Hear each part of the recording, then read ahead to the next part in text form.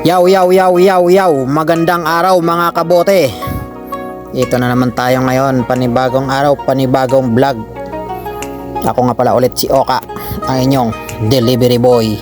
Ngayong araw, isi-share ko lang sa inyo kung bakit andito tayo ngayon at ito ang ating trabaho.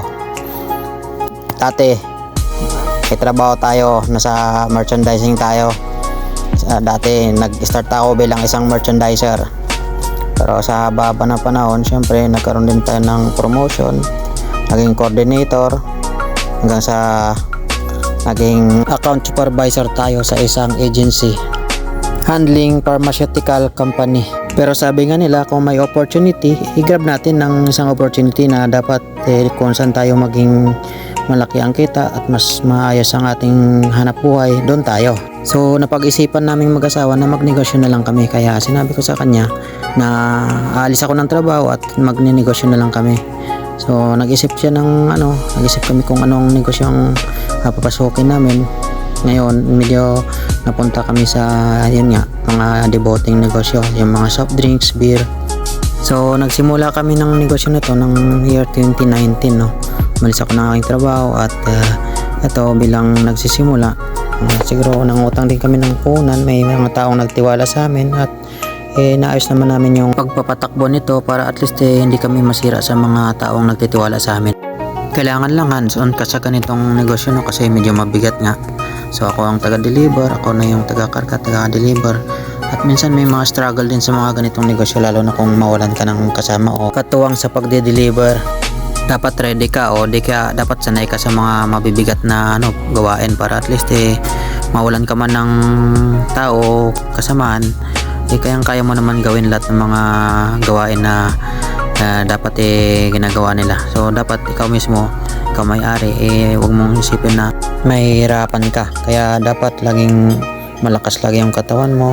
Kasi sa ganitong negosyo, ang kalaban mo dito, paiba-ibang panahon. Kahit na umuulan, kahit na umuaraw, kailangan mo mag-deliver. At saka hindi lang naman nagtatapos sa pag-deliver lang ang gawain dito. Kailangan mo rin mag-bodegero, baga mag-ayos ng bodega.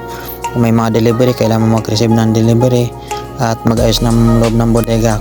Pagkatapos nun, pagkahapon, kailangan mo rin mag-ayos ng mga basyo, mga bote, kailangan mo mag-segregate para at least pag may nag-deliver sa'yo, kukuhanin na lang nila at hindi sila matatagalan sa pagkarga at diskarga ng kanilang mga dinideliver sa iyong bodega. At saka sa ganitong negosyo, kung minsan malakas, minsan mahina, depende sa panahon. Pagka maaraw, medyo malakas. Pagka medyo maulan, medyo mahina din, Tsaka may season lang po ito, Pagka dating ng mga beer month, yun, medyo malakas yun yung mga beer natin. Dating naman ng mga summer, yun, malakas naman yung mga soft drinks natin. Ang problema, pag tag-araw, kinukulang ng stocks kasi alam mo naman, in demand. Sa mga customer, hindi masyadong masusupplyan kasi walang dumadating ng mga stocks ng mga fast moving. Mga natitira na lang yung mga hindi masyadong mabenta. Kaya hanggat maaari, kailangan marami kang stocks, halos kompleto dapat ang stocks mo para at least yung mga customer hindi na sila maghanap pa. Pag order sa'yo, meron ka may bibigay, so hindi na sila magano pa na pupunta pa sa kung sino-sinong makuhanan nila. Kasi sa'yo pa lang, kompleto na Pag order nila, may bibigay ka. Siguradong hindi ka iiwanan ng customer mo pag ang sistema ng serbisyo mo sa kanila. Tsaka dapat parami kang supplier na nakukuhanan kasi hindi lahat ng oras kompleto yung nakukuhanan mo. Dapat meron ka ring makuhanan. Pagka wala yung kinukuhanan mo na isa, meron ka pa dun isang makukuhanan na siguradong meron ding stock may bibigay sa'yo. Halimbawa, naubusan tayo, kailangan gumawa din tayo ng paraan para magkaroon. Pick up tayo sa ibang dealer, ibang supplier, nang pick up tayo. Kagaya nito, nakapag-pick up tayo ng 50 cases na beer, galing dun sa isang supplier, kaya ipapasok pa natin yan dito sa bodega. Medyo umulan yan, kaya kailangan natin tapusin yan para hindi na tayo abutin ng gabi.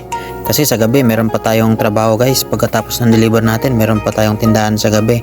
Kung minsan makapagbantay pa tayo hanggang alauna ng madaling araw. Pero kapag maraming deliver at medyo pagod na, siyempre kailangan din natin magpahinga. Napaubayan na lang muna natin kay Mrs. yung pagbabantay ng tindahan sa gabi.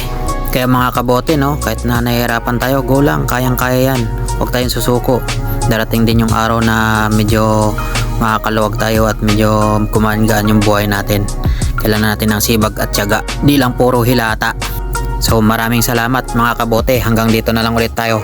Sa Sa susunod na vlog na lang ulit, abang-abangan natin. Salamat mga kabote.